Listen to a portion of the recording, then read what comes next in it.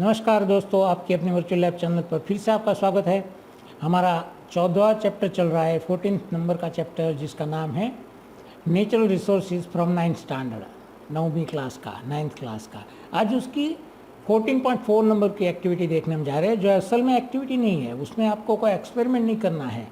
हम हमेशा यहाँ वर्चुअल एक्सपेरिमेंट जो आप अपने हाथों से अपने घर में अपने कंप्यूटर पर कर सके, ऐसे एक्सपेरिमेंट लेके आते हैं। लेकिन यहाँ कुछ चीज़ें पूछी गई है और उसका जवाब देना है। It is something like discussion और थोड़ा बहुत नॉलेज इकट्ठा करने की बात है। तो हम यहाँ रेन पैटर्न समझने जा रहे हैं। तो ये एक्टिविटी के तौर पर दी गई है, तो हमें ये लेनी होगी। इसलिए हमने यहाँ आपको ये दिखाया है कि वो लोग ने हमें कहा है कि कलेक्ट इन्फॉर्मेशन फ्रॉम न्यूज़पेपर और weather reports on television about rainfall pattern across the country. Also find out how to construct a ranges in market make one. What precautions are necessary in order to get reliable data from this rain gauge. Now answer the following question. इतना समझने के बाद, यानी कि कुछ information आपको इकट्ठी करनी है, वेदर रिपोर्ट देखकर, टेलीविज़न देखकर, न्यूज़पेपर देखकर, जो भी आप देख सके, और उसके ऊपर से हमें नीचे के कुछ क्वेश्चन है उसका जवाब देना है।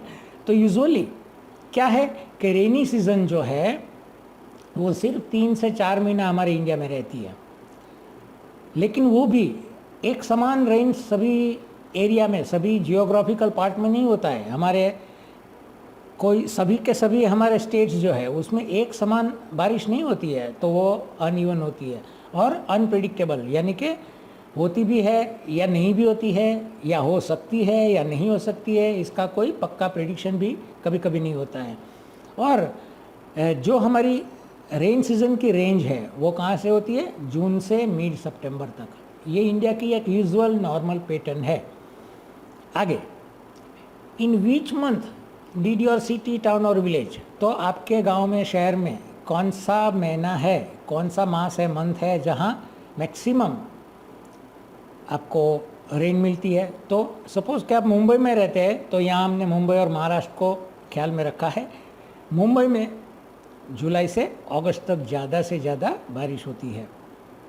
सेम थिंग स्टेट के लिए पूछा है, तो वो महाराष्ट्र स्टेट में भी सेम जुलाई और अगस्त के बीच तक ज़्यादातर बारिश हो जाती है। फिर पूछा है, is rain always accompanied by the thunder and lightning, क्या हमेशा बारिश, तूफान, बिजली और ये धूम धड़ाके के साथ होती है?